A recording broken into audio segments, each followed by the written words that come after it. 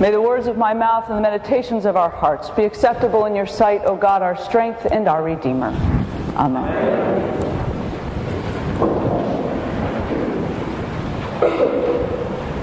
Last Sunday, I talked a little bit about how important it is to read the Bible in context, and that if we don't understand when something was written or why it was written, we might miss some of what it has to offer to us.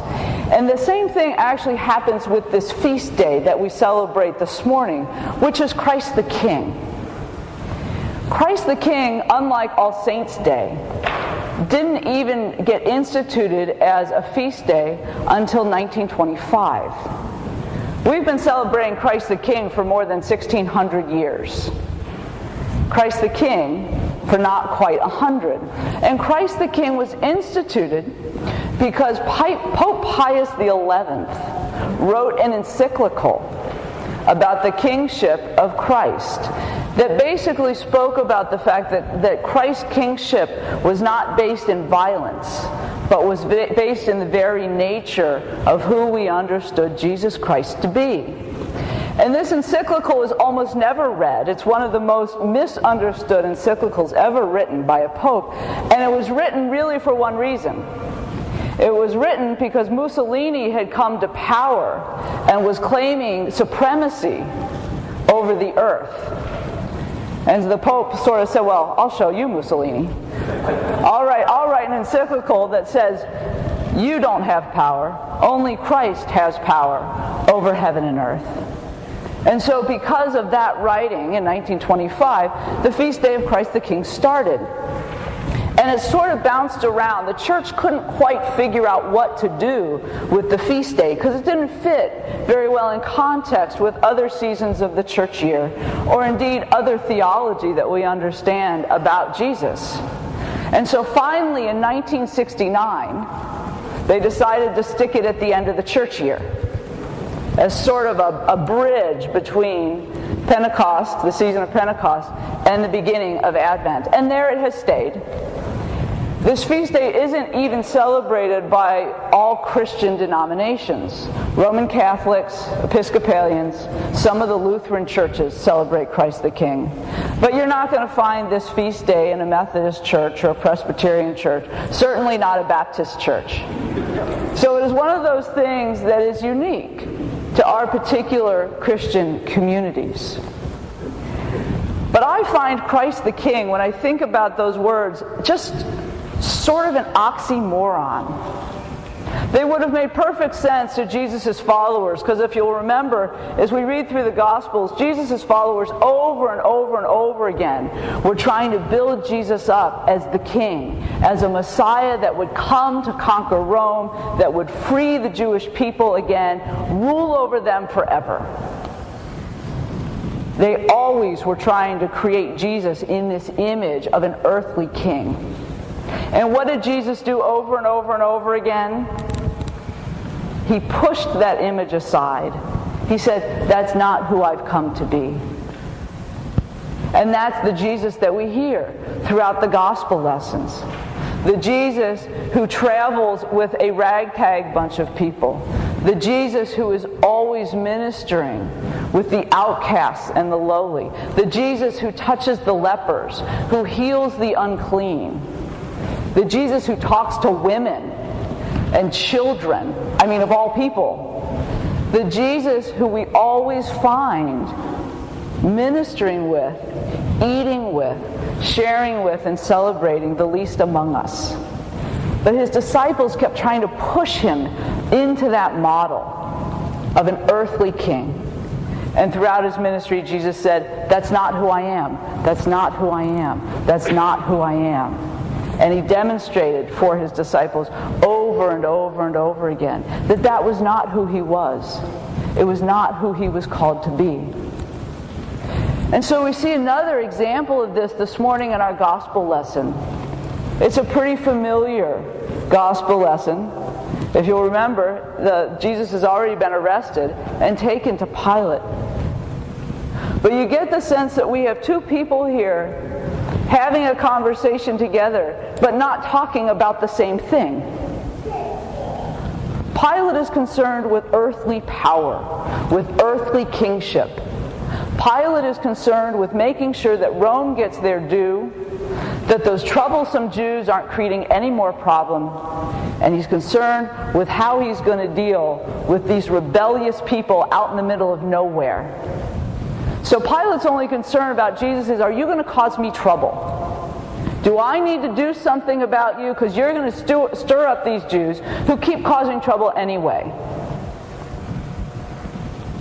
Jesus isn't even talking about the same kind of kingdom. Jesus is talking about God's kingdom. Jesus is talking about those people and that way that he has been through his entire ministry. And so he says to Pilate, well, you say I'm a king. I'm not claiming to be a king. I'm not you. So we get this sense of two people having a conversation and completely missing one another.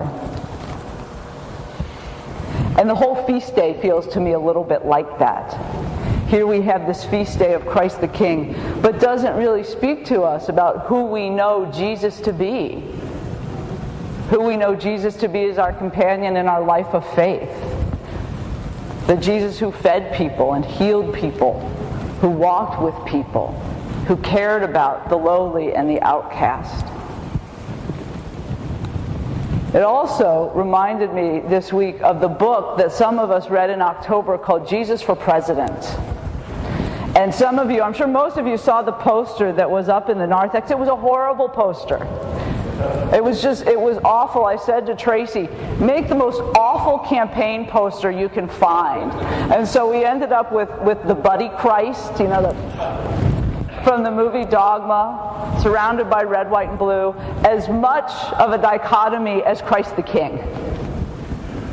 Because the book spoke to us over and over and over again about the difference between earthly kingdoms and God's kingdom.